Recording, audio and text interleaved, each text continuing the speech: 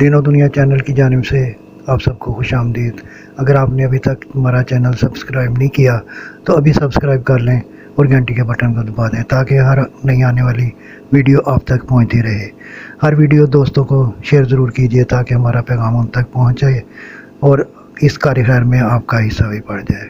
شروع کرتے ہیں آج کی ویڈیو۔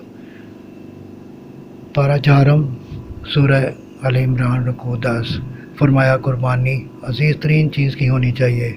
کھانے کی یہ ساری چیزیں جو اسلام میں حلال ہیں بنی اسرائیل کے لیے بھی حلال تھی، البتہ بعض چیزیں تورات کے نازل ہونے سے پہلے بنی اسرائیل نے اپنے اوپر حرام کر لی تھی، اللہ نے حرام نہیں کی تھی۔